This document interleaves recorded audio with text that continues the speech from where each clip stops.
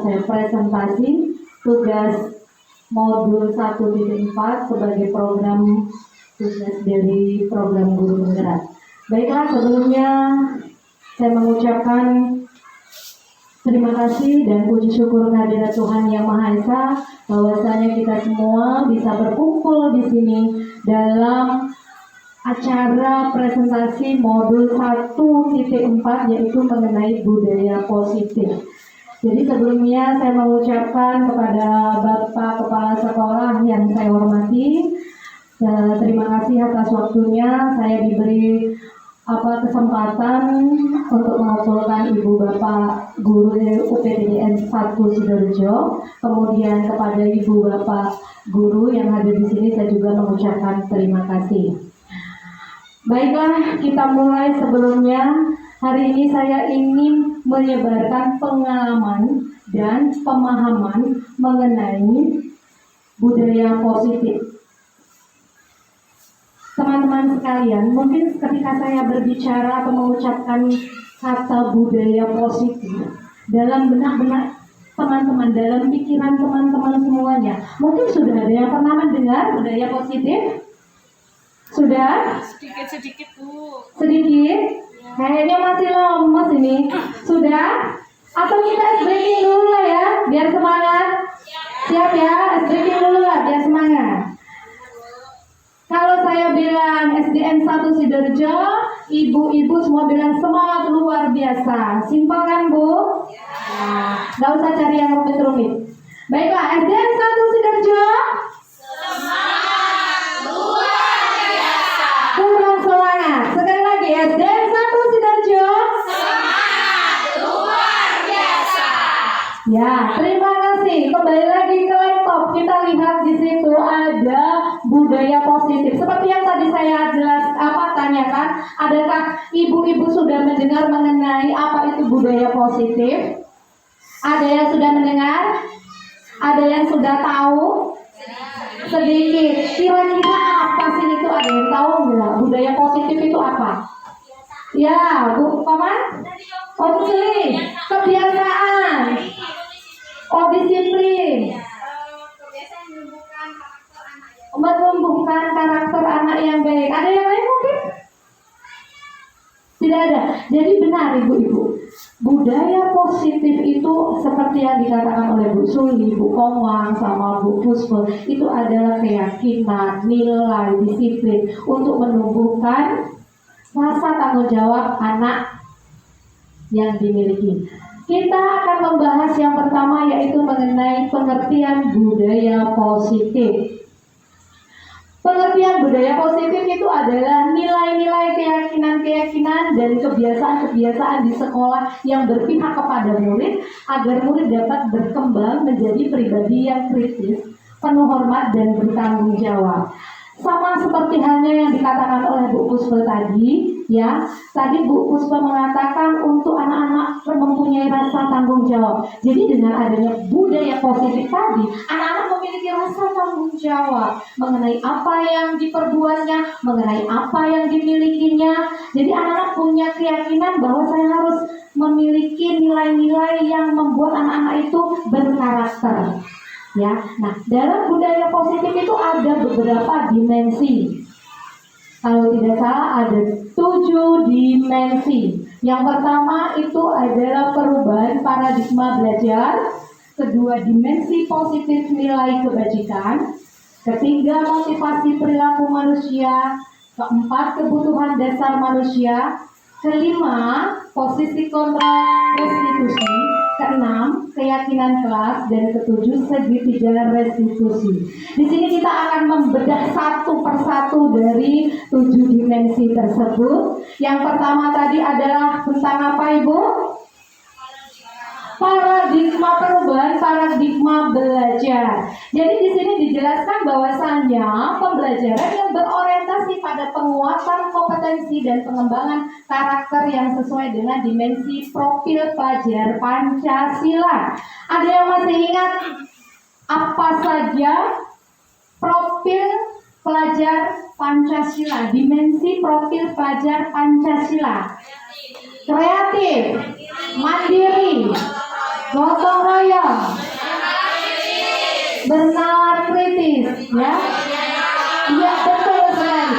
Jadi dengan adanya dimensi profil pelajar Pancasila itu anak-anak mampu belajar, kita mampu memberi pembelajaran kepada siswa yang berpusat kepada murid, kegiatan belajar yang sesuai dengan kebutuhan dan tahap perkembangannya. Jadi di mana kita itu kalau memberi suatu pembelajaran tuh enggak seenaknya saja, semau kita. Jadi adanya tahap-tahapan yang sesuai dengan kebutuhan anak. Dan kita akan membiasakan anak kita itu agar anak mampu mengeksplor kemampuannya, memahami apa bakatnya, supaya dalam pembelajaran itu berpihak kepada murid. Supaya apa? Tercapailah dimensi profil pelajar Pancasila. Selanjutnya yaitu mengenai disiplin positif. Seperti yang tadi dikatakan Bu Komang, budaya positif itu ada kata disiplin. Jadi kita akan mengupas mengenai disiplin positif. Disiplin itu berasal dari kata disiplinina yang berarti belajar. Bapak Ki Hajar Dewantara mengatakan bahwa di mana ada kemerdekaan harus ada disiplin yang kuat. Yang disiplin itu berasal dari diri sendiri dulu yang memiliki motivasi internal. Disiplin positif artinya seorang yang memiliki tanggung jawab terhadap apa yang dilakukannya berdasarkan nilai-nilai kebajikan universal. Jadi Bu, disiplin positif itu ada berbagai macam, berbagai contohnya. Jadi nggak harus anak-anak itu masuk kelas merupakan disiplin, betul. Tetapi ada tahap-tahapnya, ada bagian-bagian, ada contoh-contohnya. Seperti halnya yang saya sebutkan di sini ada contohnya, guru dan staf sekolah memberikan contoh dengan menunjukkan sikap positif saat berinteraksi dengan siswa ataupun sesama guru. Di situ dijelaskan bahwa saya pribadi sebagai seorang guru nggak bisa seenaknya saya mau di lingkungan sekolah itu saya nggak bisa seenaknya, hai coy, hai guys, nggak bisa.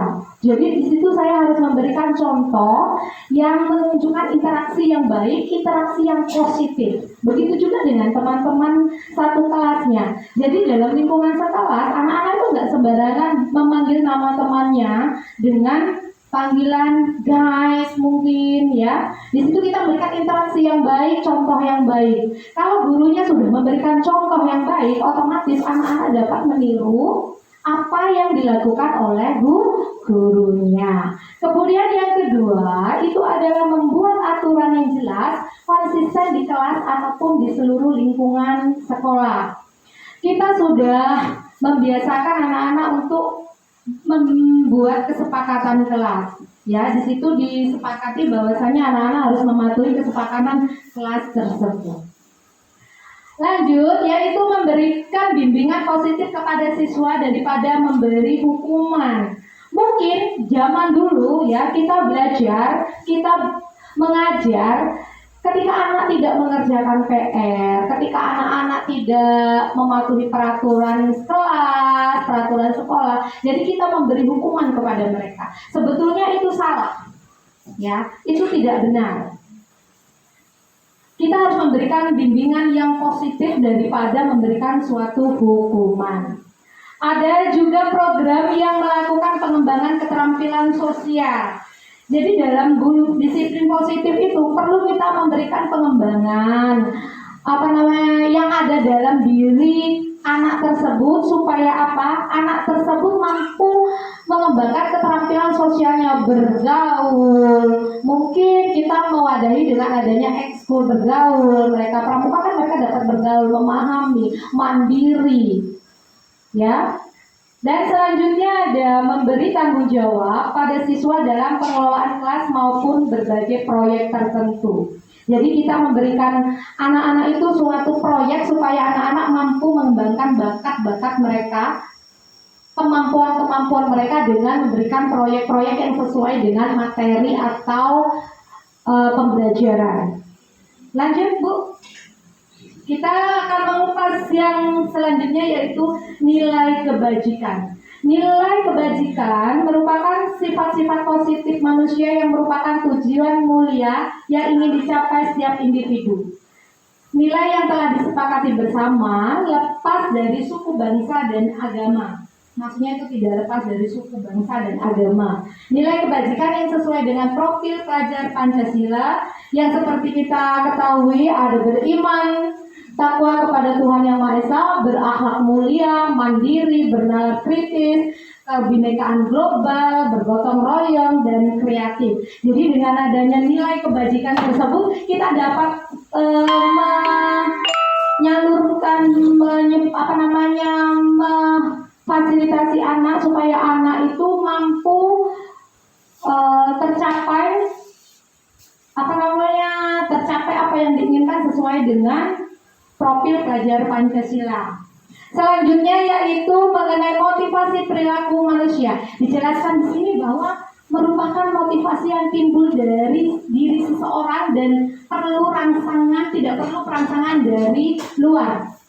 Maksudnya begini, motivasi itu awalnya memang berawal dari diri kita dulu. Kalau kita ini udah mantep, kita awalnya mau berangkat. Kemarin saya berangkatnya terlambat 5 menit. Jadi walaupun saya sebagai guru, kita sebagai guru memotivasi, memberi rangsangan, memberi dukungan, kalau anak itu tidak mempunyai niat dari dalam diri dia sendiri, ya nggak akan mungkin, ya kan? Jadi segala sesuatu itu pasti akan berawal dari diri sendiri terlebih dahulu atau intrinsik.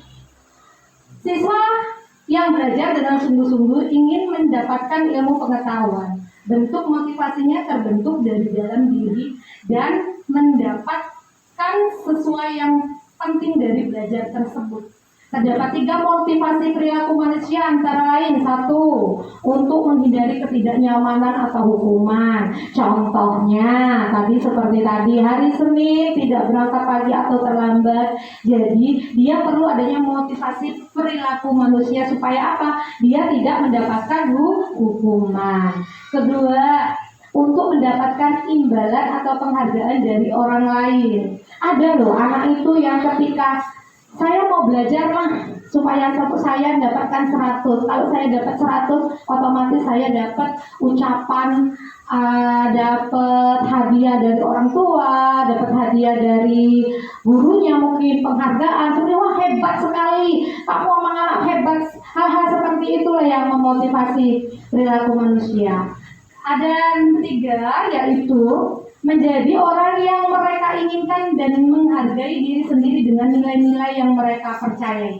Jadi dengan adanya motivasi tersebut, mereka dapat menghargai diri sendiri bahwasanya saya mampu, saya bisa. Supaya apa? Orang-orang itu dapat percaya dengan kemampuan kita. Begitu ya ibu-ibu. Selanjutnya kebutuhan dasar manusia. Ibu-ibu, namanya kita hidup dalam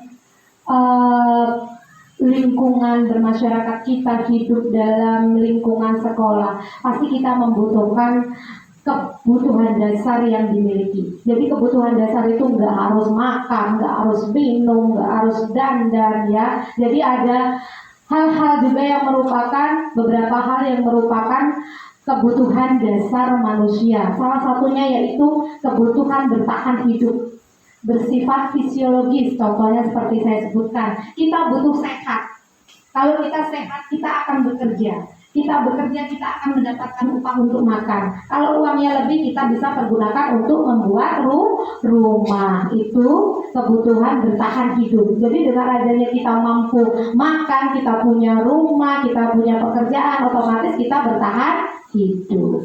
Selanjutnya, kasih sayang dan rasa diterima. Itu sifatnya psikologis, meliputi kebutuhan hubungan koneksi sosial, kebutuhan memberi dan menerima kasih sayang, kebutuhan bagian dari suatu kelompok. Itu misalnya saya, psikologis itu kan, hubungan saya misalnya dengan Bu Suli kurang baik. Nyamankah saya bekerja sedangkan dia adalah rekan satu rombel dalam mengajar, satu angkatan, nggak nyaman kan? Jadi nggak akan nyaman kita bekerja kalau kita tidak memiliki hubungan yang baik dengan rekan kita. Itu salah satu contoh saja. Jadi usahakan kita sebagai pendidik, usahakan hubungan kita itu baik dengan rekan kita. Supaya apa? Saling memotivasi. Ketika saya tidak mampu, ada Bu Darsen yang memotivasi saya. Ketika saya nggak bisa, ada Bu Rahma yang memberi. Oh begini, ini caranya begini loh Bu. Itu salah satu kebutuhan rasa kasih saya. Jadi kalau Bu nggak usah mulu-mulu. Ketika Bu Darsen mengatakan, Bu, Ibu dari mana aja? Kok nggak kelihatan? Sudah menunjukkan bahwa saya harus hadir. Saya harus ada. Ibu dari tadi saya cariin nggak ada. Itu suatu rasa bahwa dia peduli dengan kita, ya. Kemudian penguasaan, pengakuan kemampuan berhubungan dengan kompetensi menjadi terampil, diakui dan dihormati. Betul. Ada kebutuhan itu dan memang ada. Saya pribadi pun ingin ketika saya menunjukkan sesuatu yang wah, saya menunjukkan kemampuan saya menunjukkan bakat saya juga pengen dihormati. Saya juga pengen diakui. Bahwasanya Bu Ketut Sumiati ternyata pinter ya, ternyata Bu Ketut ini mampu ya. Jadi hal-hal seperti itu mungkin ternyata hari ini Mbak cantik dengan baju seperti itu. Besok kan saya jadi termotivasi, saya harus bekerja dengan baik, saya harus mampu ketika saya bisa membeli baju yang sesuai ketika saya diberi penghargaan atau dihormati seperti itu. Kemudian adanya kebebasan. Kebutuhan akan kemandirian, otonomi, punya pilihan, mampu mengendalikan arah hidup seseorang. Bebas tuh nggak maksudnya kita bebas seenaknya, enggak. Ketika kita ada anak kita, peserta didik kita yang nakal, terus kita jadi berucap, terserah orang, yang penting saya sudah memberikan materinya, kamu bisa atau tidak itu terserah. Bukan itu maksudnya ya kebebasan. Jadi kebebasan itu maksudnya anak mendapatkan kebebasan dalam belajar. Kita sebagai guru juga mempunyai kebebasan dalam memberikan metode-metode pembelajaran, cara-cara, bimbingan-bimbingan yang sesuai yang dibutuhkan oleh peserta didik. Ada kesenangan, kebutuhan untuk merasa senang. Di situ kesenangan, bermain, tertawa. Jadi nggak munafik, manusia itu juga butuh senang. Ibu-ibu juga butuh senang kan teman-teman semua? Betul. Jadi ketika semua sudah terlaksana, makan, rumah, sehat, dipuji, terampil, diakui, bebas, senang nggak? Senang nggak? Senang ya. Selanjutnya lagi kasih duit kata Bu Komang, lebih senang lagi ya. Posisi kontrol restitusi. Restitusi merupakan proses menciptakan kondisi bagi murid untuk memperbaiki kesalahan mereka sehingga mereka dapat kembali dengan karakter yang lebih kuat. Itu berdasarkan teori Goshen 2024. Berdasarkan teori kontrol, Dr. William Glasser menyimpulkan 5 posisi kontrol yang diterapkan seorang guru antara lain. Ada penghukum, ada pembuat rasa bersalah, ada teman, guru sebagai pemantau, guru sebagai manajer. Ada yang tahu di situ kalau guru itu sebagai penghukum, maksudnya gimana? Mungkin? Ketika anak-anak itu salah, dia selalu menghukum, Bu. Oh, jadi memberi hukuman. Ya, melakukan hukuman fisik atau verbal itu tidak boleh, ya. Kemudian membuat rasa bersalah, membuat keheningan yang membuat orang lain merasa nggak nyaman, bersalah, rendah hati. Kamu seharusnya nggak begitu. Ketika anak-anak berbuat salah, kamu seharusnya nggak begitu. Kan Rahma jadi nggak enak hati kalau kamu ngomong seperti itu. Jadi begitu membuat si Komangnya ini merasa bersalah gitu loh, ya. Itu contohnya. Kemudian teman, posisi ini tidak akan menyakiti murid, tetap mengontrol murid melalui persuasi, mempengaruhi dan meyakinkan. Jadi kita juga butuh keterangan ketika teman-teman apalagi yang siswanya udah bujang di sini perlu kita juga mendekatkan diri bahwasanya kita juga teman. Mungkin siswanya ada yang menangis, kita tanya, nangis kenapa nak? Diputus Bu. Jadi kita harus bisa, ya kalaupun diputus jangan begitu, kan masih kecil ya, masih panjang perjalanannya, jangan langsung nangis atau berbuat hal-hal yang tidak baik. Jadi kita memposisikan kita bahwa kita adalah teman mereka. Tapi teman itu bukan artinya terus yang seenaknya merangkul kita, megang paha kita, bukan. Tapi dalam arti lain. Ada pemantau atau mengawasi. Posisi pemantau berdasarkan peraturan-peraturan dan konsekuensi.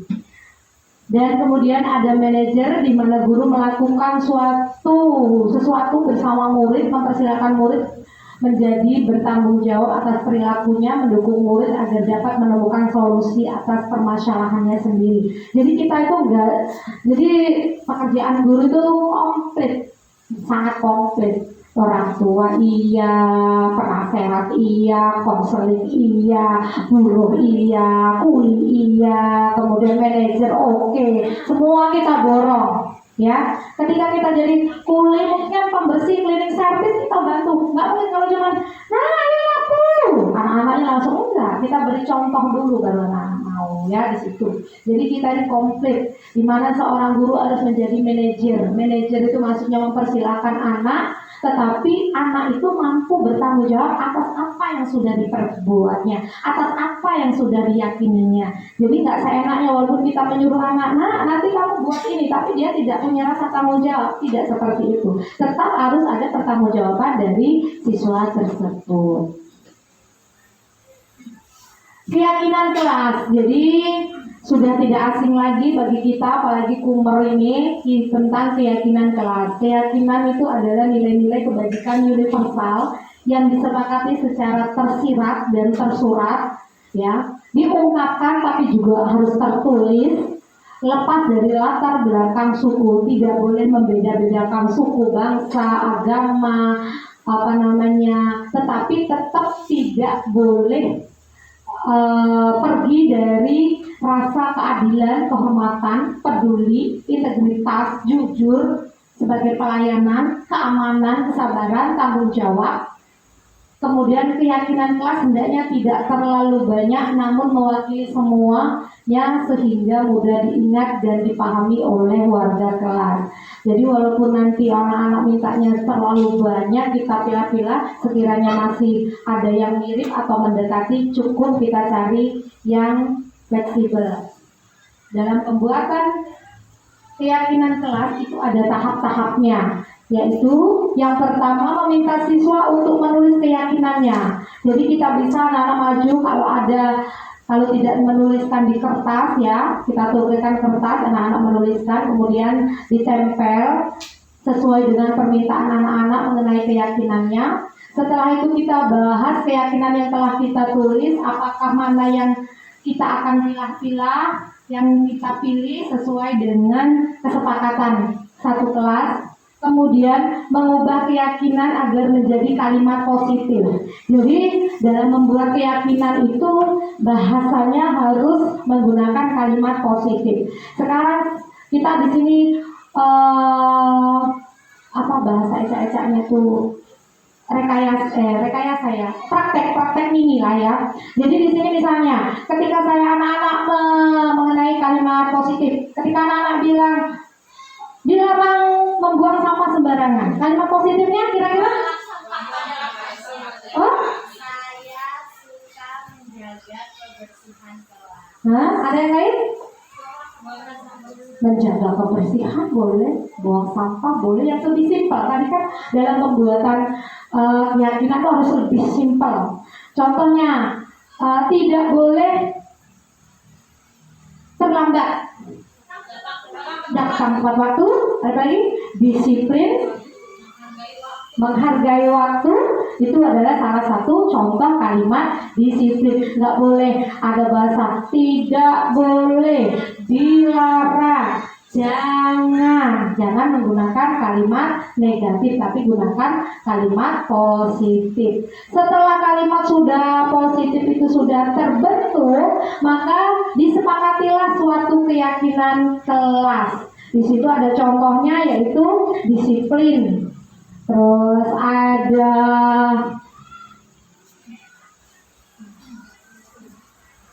menjaga kebersihan, betul ya.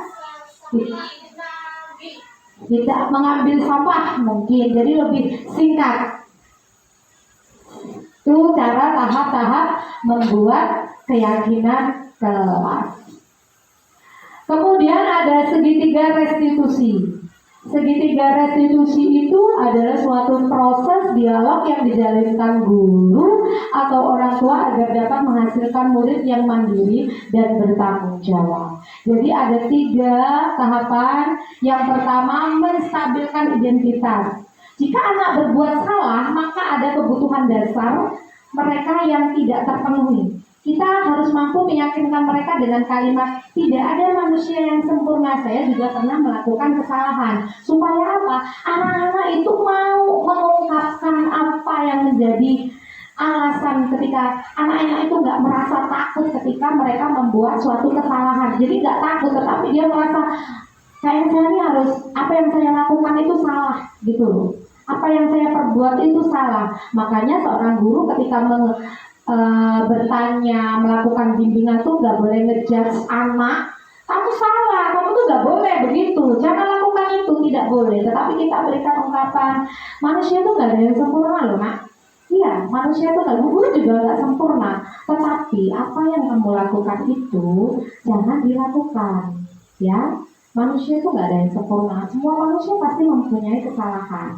Jadi apa yang sudah kamu lakukan jangan pernah kamu lakukan lagi, tuh, karena itu melanggar kesepakatan atau keyakinan kelas. Kemudian validasi tindakan yang salah. Memahami kebutuhan dasar yang mendasari tindakan anak berbuat kesalahan. Ketika kita menolak anak yang berbuat salah, dia akan tetap dapat masalah. Yang diperlukan adalah kita memenuhi alasan melakukan hal tersebut sehingga anak merasa dipahami. Itu merupakan runtutan dari yang pertama. Pertama tadi kan kita nggak boleh ngejudge anak. Yang kedua itu jadi kita itu nggak boleh kalau ada anak, bu, rame berantem. Ya udah biarin, jangan. Bu, Budi itu nggak pernah tiket. Jadi kita jangan membiarkan. Membiarkan itu artinya menyebarkan penyakit-penyakit itu agar menyebar. Jadi kita tidak boleh menolak anak ketika anak berbuat salah, tetapi kita harus memberikan bimbingan-bimbingan yang diperlukan supaya anak-anak itu mampu memahami apa yang dilakukan itu tidak boleh, apa yang dilakukan itu salah, ya. Selanjutnya menanyakan keyakinan. Pada dasarnya kita termotivasi secara internal jika langkah 1 dan 2 sukses dilakukan, maka anak siap dihubungkan dengan nilai-nilai yang baik. Kita meyakini mereka dengan kalimat, marilah kita selalu mengindahkan keyakinan kelas yang sudah disepakati. Misalnya anak-anak ketika melakukan kesalahan, anak-anak tahu nggak? Jadi bahasa kita itu gini, anak-anak tahu nggak apa yang anak-anak lakukan itu sesuai dengan keyakinan kelas kita nggak? Tidak, Bu. Terus kenapa kok kamu lakukan itu? Ya, kalau itu tidak sesuai, itu apa yang akan kamu lakukan, nak? Supaya apa yang kelak selanjutnya dapat kamu lakukan untuk menyelesaikan masalah-masalah kamu yang sudah kamu lakukan dan itu melanggar, tidak sesuai dengan keyakinan kita. Ya Bu, saya janji saya mau berangkat pagi. Iya Bu, saya janji saya nggak akan kasar-kasar lagi, saya akan lebih bersabar. Jadi anak-anak otomatis motivasi. Iya nih, saya nggak sesuai dengan keyakinan kita. Iya nih, saya nggak pas dengan keyakinan yang udah saya sepakati dengan teman-teman. Iya, saya menjotos, mungkin memukul teman saya, berarti saya nggak menghargai teman saya. Jadi mereka tahu letak kesalahannya, gitu. Ya, selanjutnya. Baiklah, ternyata sudah berakhir. Itu tadi presentasi saya mengenai budaya positif. Sekiranya pemahaman kita yang awalnya, saya berharap nih Bu, teman-teman semua, ketika kita belum memahami apa itu budaya positif, saya berharap dengan adanya presentasi saya yang merupakan tugas dari program guru penggerak, saya sendiri sebagai angkatan 11 dapat memberikan pemahaman kepada teman-teman. Dan saya akhiri, wassalamualaikum warahmatullahi wabarakatuh. Waalaikumsalam warahmatullahi wabarakatuh. Santi. Terima kasih.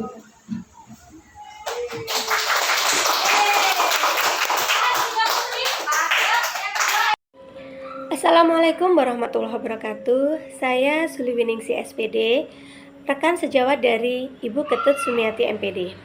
Dari apa yang telah disampaikan oleh Bu Ketut Sumiati mengenai budaya positif di sekolah, menurut saya sangat baik untuk diterapkan di sekolah. Dari apa yang sudah Bu Ketut Sumiati sampaikan, saya dapat mengambil beberapa poin penting. Yang pertama mengenai keyakinan kelas, yang mana selama ini mungkin sebagian banyak dari kita sudah melaksanakannya, tapi masih menggunakan konsep lama, yaitu peraturan kelas. di mana peraturan kelas itu yang membuat adalah guru dan masih banyak menggunakan kata tidak dan jangan.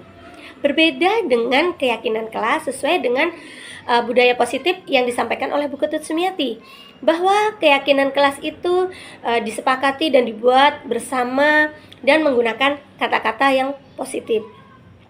Poin yang kedua yaitu di sini kita sebagai guru harus bisa berperan dengan baik dan memposisikan diri kita terhadap siswa, yang mana ada kalanya kita itu sebagai teman, juga kadang sebagai manajer. Nah, semoga dengan adanya diseminasi ini kita dapat menerapkan budaya positif kepada peserta didik kita, agar peserta didik kita dapat menjadi sesuai yang kita harapkan. Sekian dari saya, terima kasih. Wassalamualaikum warahmatullahi wabarakatuh.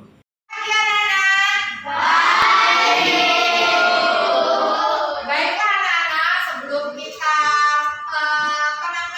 memulai kegiatan pembelajaran di semester ini, kita akan membuat sebuah keyakinan kelas yang akan kita sepakati bersama-sama, ya. Sekarang Ibu akan membagikan kertas ini, nanti anak-anak tempelkan, sesudah menulis ditempelkan, ya. Keyakinan seperti apakah yang ingin anak-anak inginkan dalam kelas kita ini, ya? Paham? Oke, tolong dibantu, saya bagikan ke teman-temannya. Bagikan ke temannya. Satu persatu, silakan ditulis keyakinan seperti apa yang kalian inginkan. Silakan ditulis.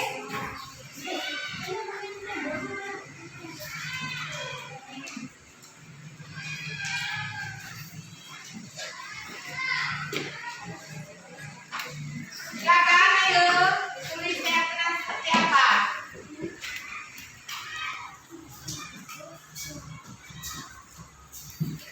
Sudah? Kalau sudah, silakan ditempel.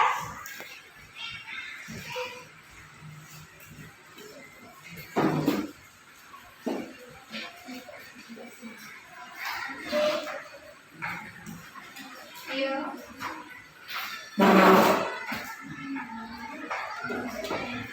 Nah, gitu. Gitu ya. Silakan tulis, Basim.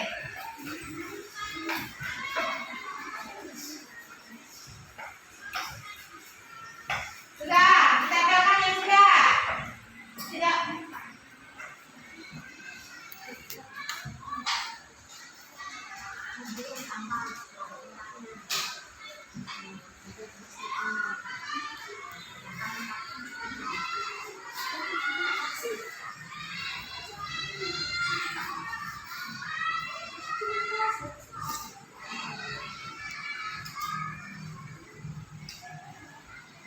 Sudah?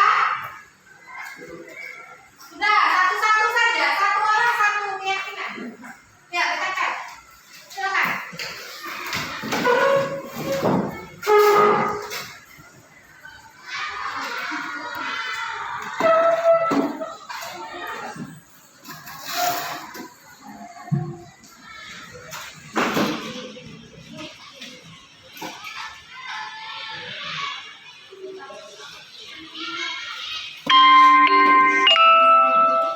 Ya, silakan.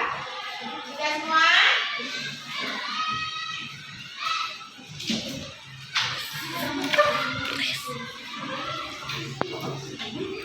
Ya? Sudah semua belum? Kalau ini sudah semua, Ibu lihat. Sekarang Ibu akan menulis dari hasil kesepakatan yang kalian tulis ini, kita akan jadikan keyakinan kelas. Dari apa yang kalian tulis ini, kita akan tulis keyakinan kelas. Ibu baca yang sekali pertama. Coba dibantu Sera, dibaca ke Sera. Dari sana. Datang tepat waktu. Datang tepat waktu. Terus piket tepat waktu. Piket. Terus datang tepat waktu. Sama. Menjaga kebersihan. Datang tepat waktu. Menjaga kebersihan. Terus Melaksanakan dengan kelas sesuai jadwal. ya, piket tepat waktu. Terus Tidak ada membeli. uli no bullying. Terus Tidak membantah guru. tidak membantah guru. Terus Tidak mencontek saat ujian. tidak mencontek.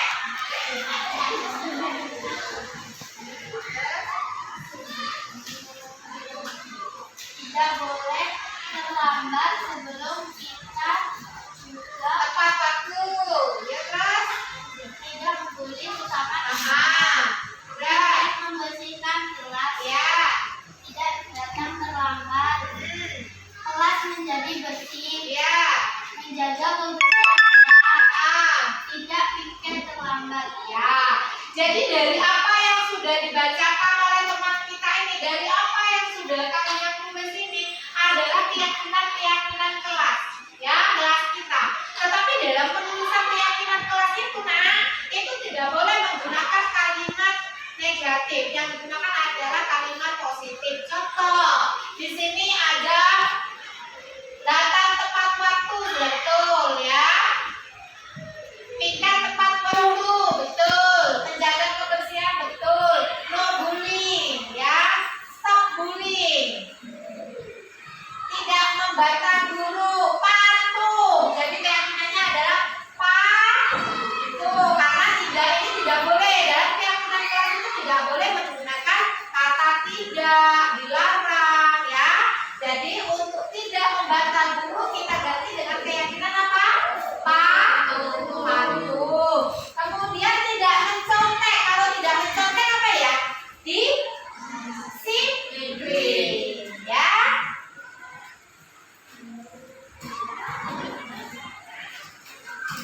Ada lagi? Ada lagi? Sudah tidak ada? Jadi ini tadi adalah keyakinan kelas kita. Pertama, datang tepat waktu, piket, menjaga kebersihan, stop bullying, patuh dan disiplin. Jadi itu adalah keyakinan kelas kita yang harus kita sepakati bersama. Yang sudah kita sepakati bersama, kemudian kita harus mematuhinya. Sepakat anak-anak? Anak-anak sudah sepakat untuk pembuatan keyakinan kelas ini sudah sampai di sini dan kita sudah punya 6 keyakinan kelas. Nanti Ibu akan membuat bannernya supaya anak-anak selalu mengindahkan keyakinan kelas kita.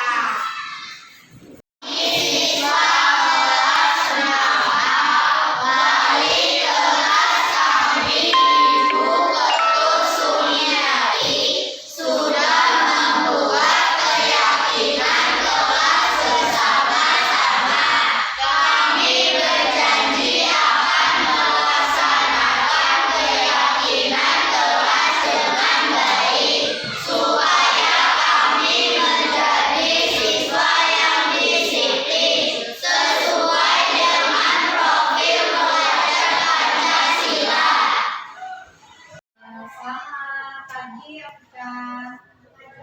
Afika, Ibu dengar dari temanmu kamu sering tidak dekat ya? Ya begitu?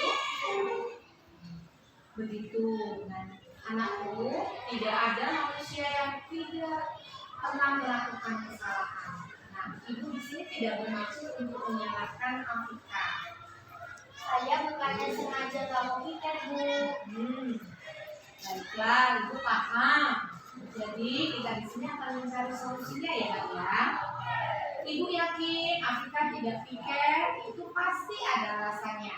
Ibu ingin tahu apa alasan Afika tidak piket, Nak? Saya itu, Bu, setiap pagi punya banyak tugas di rumah.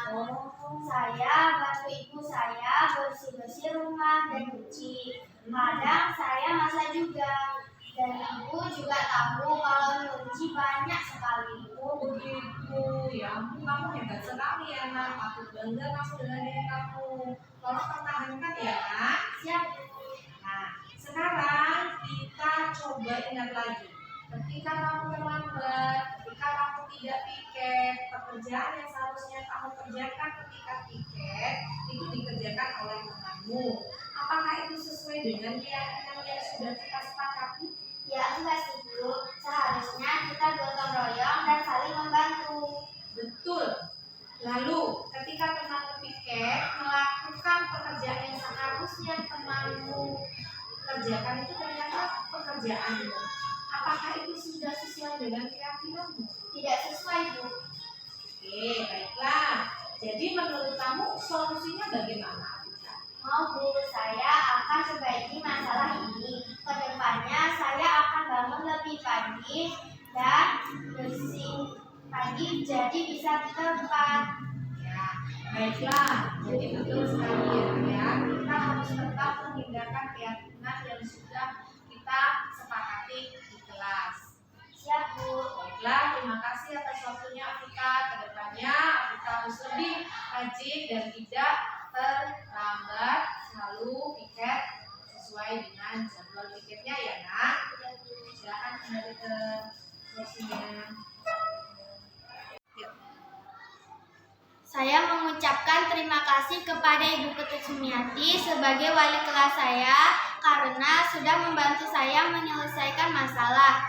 Saya kedepannya akan lebih disiplin dan berangkat lebih pagi.